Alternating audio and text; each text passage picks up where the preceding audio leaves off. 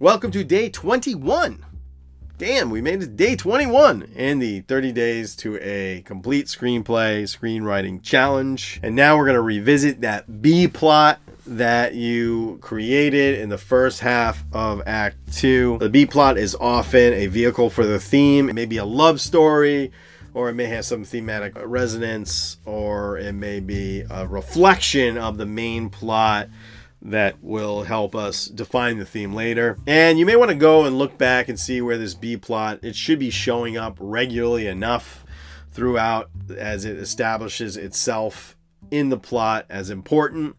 I'd say it should, rear its ugly head every 15 minutes or so at least. One of the things that the B plot does is it often gives a reflection of our main character. What a reflection is essentially another character that has a similar trajectory in life or a similar problem. Maybe they have the same flaw, but they may have a different outcome. So they may have like a tragic outcome, or they may get the positive outcome and the hero gets the tragedy, whatever. A reflection is a character that shares the same flaw or lie as the hero, but will have a different outcome.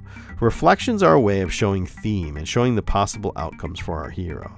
Think every Tom Cruise movie from the 80s. In each of these movies, Tom Cruise has a best friend. Top Gun, Days of Thunder, The Color of Money, and Cocktail all are basically the same movie. In all of these movies, Tom Cruise is cocky, really good at something, has a woman he cannot commit to, and has a best friend. In Top Gun, he's a really good fighter pilot, which is really interesting. And he has a girl he can't commit to and father issues, and he has a best friend. And in Days of Thunder, not quite as good, but still something cool. He's a race car driver, and he's good at that. And he's cocky, and he has father issues, and he's a girlfriend he can't commit to, and he has a best friend.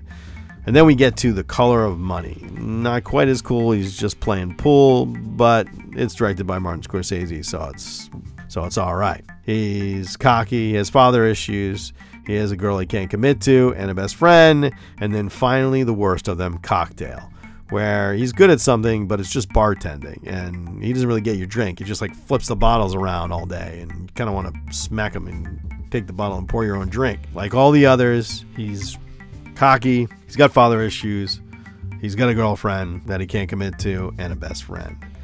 If you are Tom Cruise's best friend in an 80s movie, get life insurance, because somewhere around the all is lost moment, you're probably going to die horribly. In each of these movies, Tom Cruise has a best friend. Somewhere near the end of Act 2, that friend is going to suffer some horrible outcome. The friend is the reflection and shows the tragic pathway Tom Cruise is facing if he does not change his ways.